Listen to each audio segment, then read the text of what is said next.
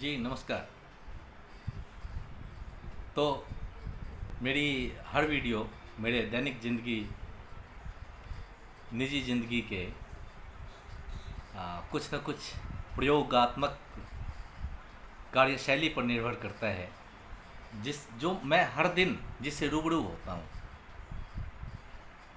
तो कल मेरी मुलाकात एक सहकर्मी से हुआ जिसको मैंने 10-15 दिन पहले कुछ काम दे रखा था और वह शर्म के मारे मुझे बता नहीं पा रहा था कि वह काम पूरा नहीं कर पाया। वो मैंने उसे बुलाया, मैंने कहा मैंने आपको एक टास्क दे रखा था, आपने उसको कंप्लीट नहीं किया। तो तरह तरह के बहाने बनाने लगा। जब मैंने उसे सच जानने की कोशिश किया तो वह काफ़ी ज़्यादा लज्जित हुआ। फिर मैंने उसे समझाया कि अगर आप नहीं कर सकते हैं तो आप बताया कीजिए, रास्ता बताया जाएगा, कैसे करें वो समझाया जाएगा और आप ही उस काम को कैसे कर देंगे उसके लिए भी आपका सपोर्ट किया जाएगा। लेकिन अगर आप बताएंगे नहीं और अपने तक बातों को रखेंगे तो हमें पता कैसे चलेगा। इसको रिव्यू मैनेजमेंट कहते हैं। तो एक छोटी सी कहानी के माध्यम से कि लोग आखिर हिम्मत क्यों हारते हैं, क्यों हारना चाहते हैं, इस पे एक चर्चा कर लेते हैं। किसी भी सामूहिक जन चेतना को जागृत करने के लिए प्रारंभ तो खुद से करने की आवश्यकता होती है। अगर आपने खुद से प्रारंभ नहीं किया तो आप उम्मीद ही मत कीजिए कि आप अपनी टीम से वह काम करवा लेंगे। वह प्रारंभ चाहे कितना भी कमजोर क्यों ना हो, अगर आपने ठान लिया तो वह महाशक्ति बन जाती है। भयानक दावानल का जन्म भी एक छोटी सी चिनगारी से होता है। तो एक छोटी सी कहानी, अत्यंत प्राचीन काल की बात है। भारत के दक्षिण दिशा में किष्किंधा नाम का एक नगर था। यह नगर जो था विशाल पहाड़ियों की तलहटी में बसा हुआ था। पहाड़ के ऊपर एक विशाल झील थी, लेकिन उस नगर में पानी की सदैव कमी होती थी और हर साल न जाने कितने लोग, पशु पक्षी प्यास की वजह से मर जाते थे। नगर का एकमात्र जलाशय भी जल की आवश्यकता को पूरा करने में बिल्कुल ही असमर्थ था और झील से पानी लाना बिल्कुल असंभव था, क्योंकि झील पहाड़ की चोटी पे मौजूद था। 1 कोस दूर था वो। चारों ओर 20 हाथ ऊंचे और 40 हाथ मोटे पहाड़ों से घिरी हुई। उसको भेदना मनुष्य के वश की बात नहीं थी, शक्ति के बाहर की बात थी। अचानक एक बार सूखा पड़ गया, अकाल पड़ गया। जलाशय में जो पानी था वह भी सूखने लगा। नगरवासी बहुत चिंतित थे। चर्चा का विषय बना हुआ था कि यह पानी जल्द समाप्त हो जाएगा, फिर क्या होगा। धरती के नीचे दूर दूर तक पथरीली चट्टानें थी। कुआं खोदने से जल भी नहीं मिलना था। एक दिन लोग उस नगर में सोच विचार में ही लगे हुए थे। एक दिन लोगों ने देखा कि सुबह सुबह एक बिल्कुल ही कमजोर शरीर वाला वृद्ध व्यक्ति हाथ में एक फावड़ा लेकर पहाड़ की ओर जा रहा था। लोगों ने पूछा, बाबा यह खंता लेकर कहाँ जा रहे हो, यह फावड़ा लेकर कहाँ जा रहे हो। उस बूढ़े व्यक्ति ने जवाब दिया मुस्कुराते हुए, नगर में पानी न जाने कब समाप्त हो जाएगा, कहीं न कहीं से पानी का प्रबंध करना अति आवश्यक है। मैं पहाड़ में नहर खोदकर पानी लाने जा रहा हूँ। बोला तुम? लोग हंसने लगे। हंसते हंसते लोग पागल लोटपोट होने लगे। उन्होंने उस बूढ़े का मजाक उड़ाया, उपहास किया। बोला तुम और नहर खोदोगे? एक पैर कब्र में है और तुम नहर खोदोगे? बोला क्यों, क्या मैं मनुष्य नहीं हूं? जब भगीरथ मानसरोवर से गंगा नदी को खोदकर संपूर्ण भारतवर्ष के जल संकट को दूर कर सकते हैं, तो क्या मैं इस तुच्छ पहाड़ी को भी से नहर तक नहीं निकाल सकता?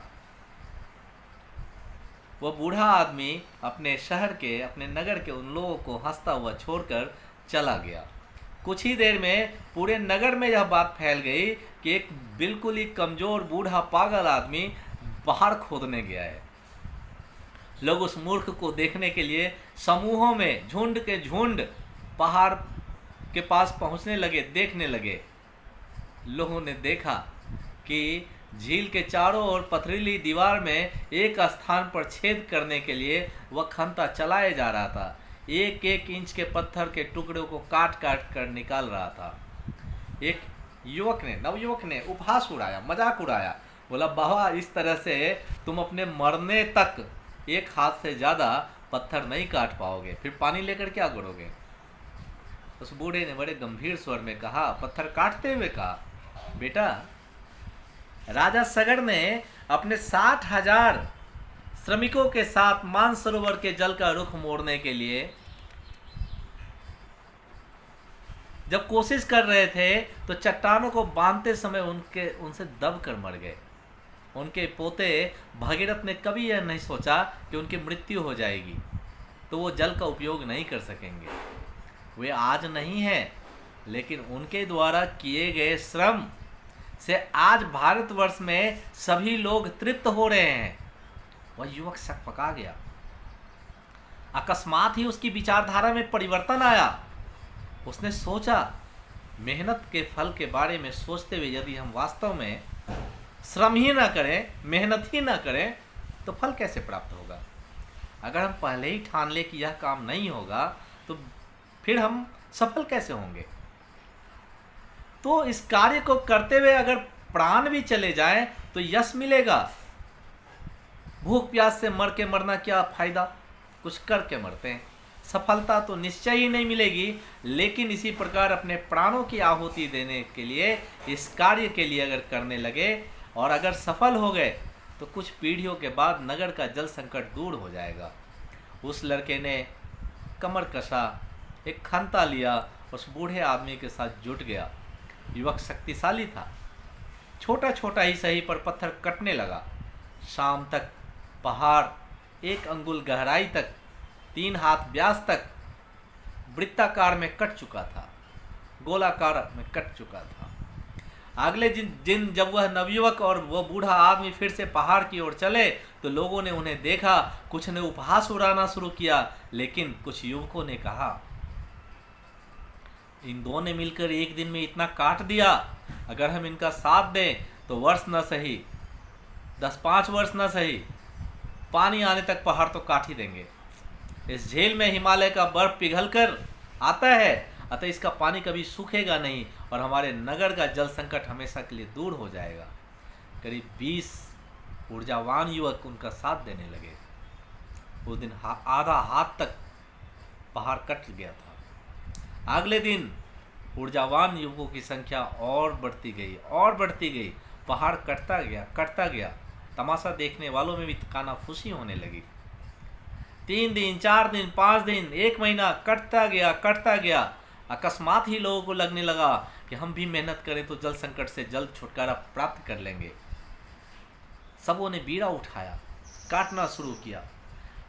उस नगर के बच्चे, बूढ़े, युवा, स्त्री, महिला सभी वहां पहुंच गए। स्त्रियों ने पत्थर हटाने में मदद करना शुरू कर दिया और 2-3 महीने के अंदर ही 4 फीट चौड़ी, 2 फीट गहरी नहर बन गई। उसमें झील का पानी बहने लगा। जलाशय तो भर ही गया। नगर के पास उपलब्ध हजारों एकड़ असिंचित भूमि, उसमें भी जल पहुंचने लगा। जहां कोई फसल नहीं होती थी, वहां सोना बरसने लगा था। लोगों ने एक जनसभा बुलाई, उस वृद्ध व्यक्ति को सम्मानित किया और उसने कहा,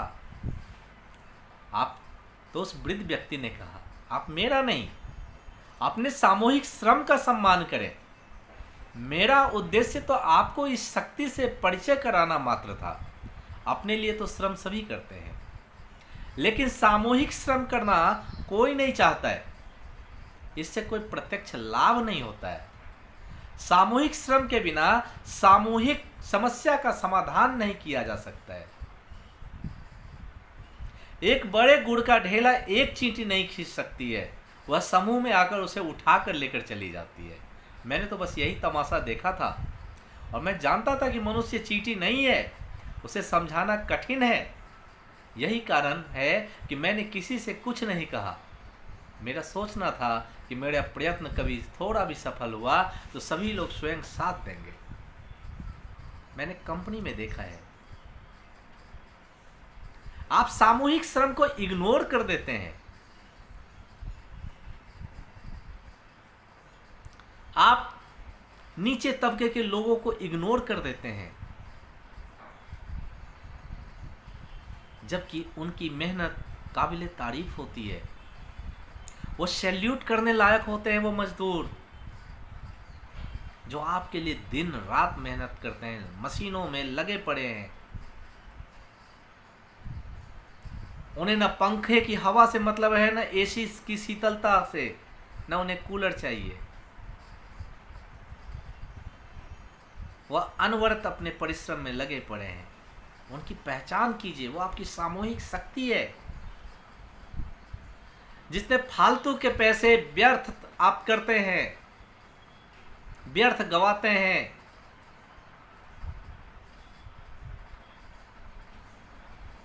आप उनको मोटिवेशन के तौर पे दीजिए।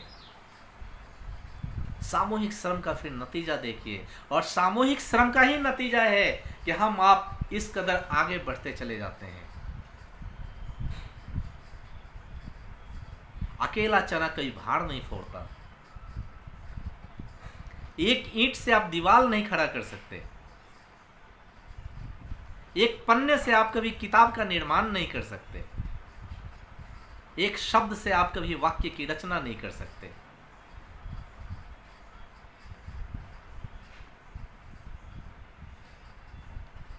एक उंगली से आप मुट्ठी का निर्माण नहीं कर सकते।